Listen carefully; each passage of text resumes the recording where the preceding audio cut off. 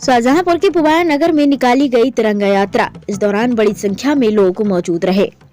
आपको बता दें कि नगर पुवाया में तिरंगा यात्रा निकाली गई। तिरंगा यात्रा में बड़ी संख्या में लोगों ने भाग लिया।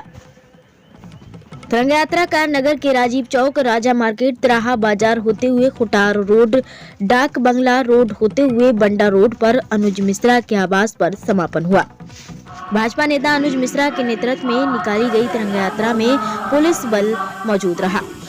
राष्ट्रीय पर्व गणतंत्र दिवस के अवसर पर नगर के सभी स्कूलों में ध्वजारोहण कर 75वां गणतंत्र दिवस धूमधाम से मनाया गया। कोतवाली परिसर, नगर पालिका परिषद, तहसील परिसर में ध्वजारोहण किया गया। सभी ने तिरंगे को सलामी देते हुए ध्वजारोहण कर राष्ट्रगान की प्रस्तुति की। नगर में सभी विद्यालयों में संस्कृति कार्यक्रम कर बच्चों को गणतंत्र दिवस के बारे में बताया गया। एएचएन मीडिया के लिए उमेश कुमार शर्मा की रिपोर्ट। अभिभावक, अतिथि और विद्यालय के समस्त अध्यापक, अध्यापिकाएं और छोटे छोटे बच्चे, सभी का स्वागत और अभिनंदन। आज हम लोग जैसा कि सब जानते हैं, गणतंत्र दिवस मनाने के लिए आज एकत्रित हुए हैं। ये गणतंत्र दिवस प्रतिवर्ष हम लोग अपने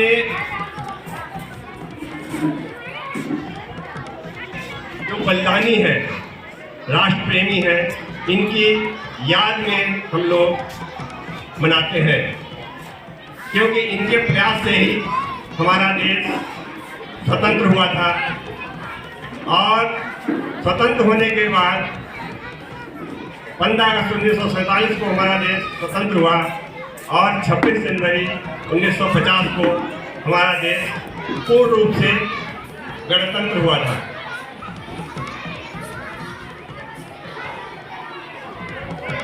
हमारे हजारों लाखों देशभक्तों ने अपने जान की बाजी लगाकर देश को स्वतंत्र करवाया। तब जाके हमें ये सुनहरा अवसर देखने को मिला।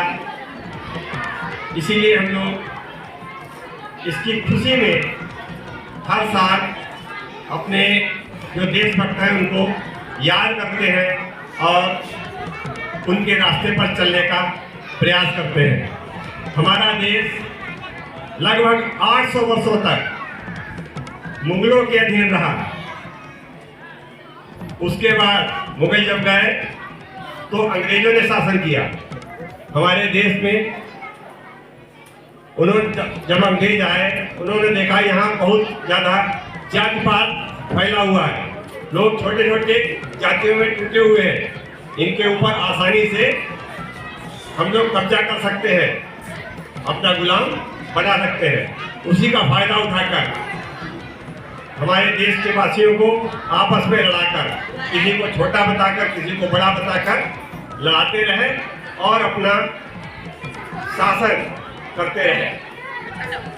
तो इनके शासन से तंग आकर हमारे देश के जो देशभक्त थे, उन लोगों ने स्वतंत्रता के लिए प्रयास करने लगे और प्रयास लगातार जारी रहे। ऐसे स्वतंत्रता संग्राम सेनानियों में वैसे तो बहुत से लोग रहे हैं, लेकिन सुभाष चंद्र बोस जी का जो नाम है और जो योगदान है वो अतुलनीय है, किसी से उसकी तुलना नहीं करी जा सकती है। पहले तो वो कांग्रेस के साथ में थे, लेकिन उन्होंने देखा कि कांग्रेस की जो विचारधारा है वो अहिंसात्मक रूप अपनाकर देश को स्वतंत्र कराने के पक्ष में है। लेकिन उन्होंने देखा कि देश इस अहिंसा के द्वारा स्वतंत्र नहीं करवाया जा सकता जब तक हमें हिंसा का सहारा नहीं लेना पड़ेगा। इसके तहत उन्होंने अंग्रेजों का विरोध किया, संघर्ष किया और अंत में जाके एक जापान में जाके आजाद हिंद फौज का निर्माण किया और अपनी सेना लेकर अंडमान निकोबार द्वीप समूह पर सबसे पहले अपने देश का झंडा लहराया और स्वतंत्रता का बिगुल बजा दिया। अंग्रेजों ने सोचा अब हमें इस देश पर ज़्यादा दिनों तक राज नहीं कर पाएंगे, हम लोगों को जाना ही होगा। तो इस जल्दबाजी में उन्होंने सत्ता का स्थानांतरण करके चले गए और सत्ता जवाहरलाल नेहरू को सौंप दी गई,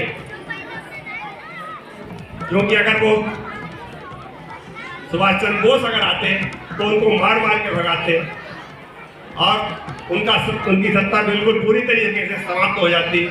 लेकिन उन्होंने सोचा कि अगर हम सत्ता को सौंप देंगे तो शासन तब भी मेरा ही चलता रहेगा, सारा कानून उनका ही चलता रहेगा।